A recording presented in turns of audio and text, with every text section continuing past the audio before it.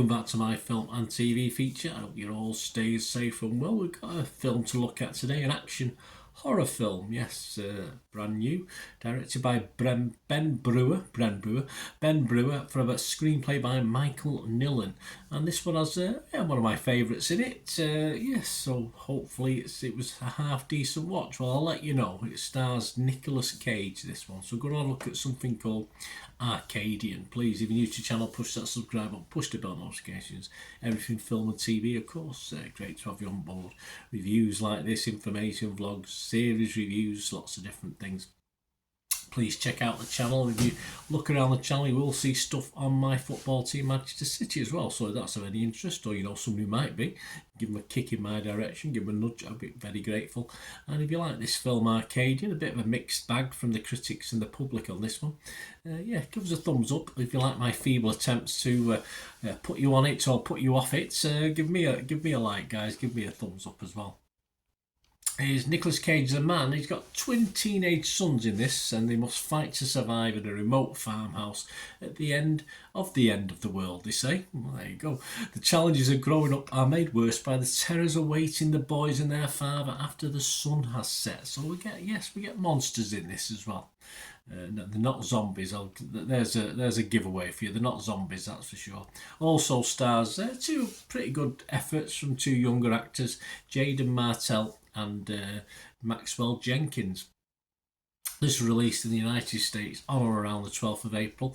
I'm recording this as at the 2nd of May 2024, so check your territory to see if you can get to watch this. It'll probably have a limited theatrical release before venturing onto one of the streaming sites. I'm not too sure which one yet. My thoughts on this, I sort of really wanted a bit more Nicolas Cage in this. We don't really get enough of him. And sadly, I also wanted a bit more of a story when it boils down to it. There's not much of a storyline at all that's dragged out for the sort of hour and 30 minutes, the length of the film. The critics are generally in favour of this, but as a post-apocalyptic monster film, as monster films go, I thought it was a little bit boring. It didn't really get me on the edge of my seat. There was some nice work, as I said, by the younger cast, but just not that interesting. I felt little sense of scaredness or horror. And very little jeopardy at any time throughout this, which I was hoping. I wanted a sort of A Quiet Place, one of my sort of favourite films in the last few years, and sadly I wanted A Quiet Place, and I was badly disappointed with this effort. Although I saw some good reviews, so I was optimistic. I probably made it even worse, I think. If I was to score it, I would just about be fresh on Rotten Tomatoes. I couldn't be rotten because of the way it was put together. It was okay. It just wasn't quite as good as I hoped it would be. If it was on Metacritic, I would give it a mixed response, which is, we'll find out in a minute, it's what most other people are thinking as well.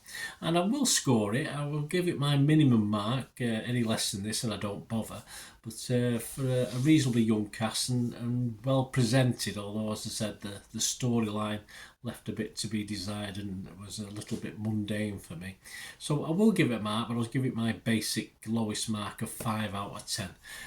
That's all I can give this, because I think it's worth a mark, but not a very high one. I wasn't overly impressed. What about other people? As I said, well, the critics seem to like it. Rotten Tomatoes, 84% of their 88 critics were positive, and it scores 6.7 out of 10, so that's okay. 74 were fresh and just 14 rotten. The website's consensus, led by a trio with strong performances. True. Arcadian blends family drama and post-apocalyptic horror to visceral, emotionally stirring effects. Well, I didn't quite get that aspect of it.